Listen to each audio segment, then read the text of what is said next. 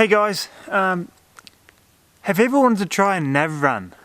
I'm basically going to try and show you what a nev-run's like. So for those who don't know, me and my brother have a team called No Hands Racing. We've competed for the last 7 years, for the last 2.5 years running. We've finished top 3 in every single event that we've entered in. Last year we got team of the year in 2017. We also competed in the Cliffhanger Winch Challenge event in the inaugural touring class, and we won that as well. And we actually beat a couple of the big comp trucks at the same time, so fairly well experienced. So I figured probably qualified to show you what this is all about and basically explain what's a nav-run. So for those of you that don't know, a nav-run essentially is a navigational four-wheel drive event. So instead of just coming out for a random drive in the bush and just finding some cool stuff, you get to have a purpose for driving in the bush. So essentially, basic part of it would be UTM, which is a form of coordinate. Take you to a point, find something there, next point, next point, next point. Really basic format of how a navigational event works. There are some more challenging navigational parts to it as well. Won't go too into depth with what each individual thing's about. Essentially though, all you need to compete in one of these events is a four-wheel drive, a laptop with some sort of navigational device on it, whether that be, also you can use a phone, you can iPad, a laptop with Aussie Explorer. Mud maps will work just as good as well. We've won an event using my iPhone, so people who say you need all this awesome navigational equipment, you don't. You just need to know how to use it properly. There's courses that the organisers run all the time, so you can learn how to use it, and they'll run you through it and run through all the basics of what each individual event is. So there's plenty of scope for everyone to compete. There's no reason not to. You need a four-wheel drive, some sort of navigational tool, and a sense of adventure. The other misconception that a lot of people have about nav-runs, they are not for extreme comp truck cars. Yes, you do get a few of them come along because they're usually testing out their cars for the big comp truck events. Reliability is a big thing for comp trucks, so they try and run them on events like this to see whether they last and what they break and what they don't, because they are pushing hard, those guys. But essentially you can bring a stock standard car along to some of these events and be just perfectly fine. There are some events targeted more towards harder driving, probably not suited to your average two-rack tractor, but that's what each individual event's for. There's some for the hard driving, some for hard navigation, some for easy driving, some for easy navigation. Pick the event that's right for you, come give it a go.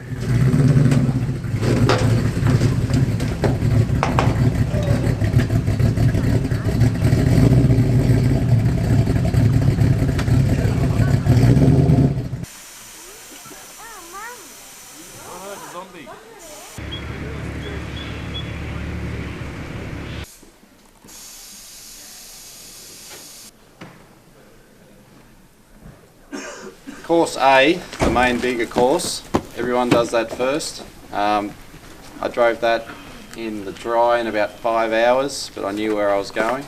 In the wet, we were out there for 7-8 hours and we skipped tracks. So I don't know how long it's going to take you, but keep in mind if it is starting to look slippery, just try to keep pushing forward a bit. Course B is only short. It could take you 1 hour to 2 hours or less if it's really dry. But I think that will be a good one. You do that when you get back. So when you come back from course A, give me your answer sheet. Keep your logger in your car. We don't want that until dinner time. We'll give you a new set of notes for course B. That'll take you out. That finishes 10 minutes up the road. So when you finish that one, come back for dinner.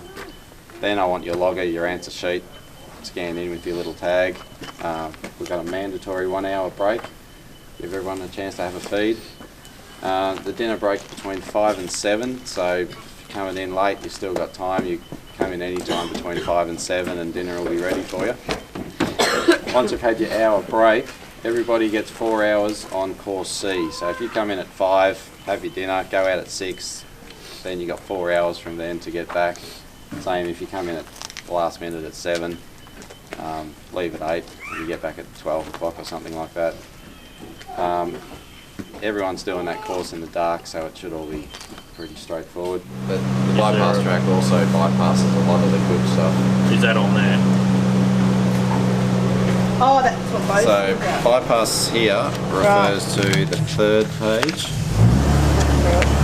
So bypass from 8, then you take all of these and then you rejoin at 14, which will then have a... So then 14 has it read. So at the shortest point, so the camp's there. Yep. So obviously I'm not going to go that way and cross it there because I'm going to be going back. Oh well, I can go that way. So where are we? We're there. You got the concept? We think so. Think so? Yeah. There's our line. Yep. We understand we need to come out around this way before we cross it. Yep.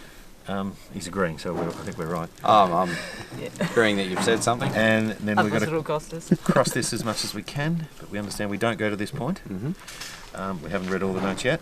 That's all right. We I would found make out- sure that you read all those supplementary notes. Yeah. We're trying to find our lines first. Yep. And then we'll figure out our route. Yep. But yeah, that's the concept. We That's think good. we're onto it. Yep. Your spot heights should give you accuracy when you need to. Yep, so we're using this, which we had left over from last year. Yep. We were able to work out which Yeah. it was, so.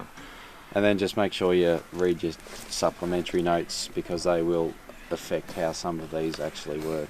Yep, not a problem. Is there, I was just trying to see, is there a point to start from?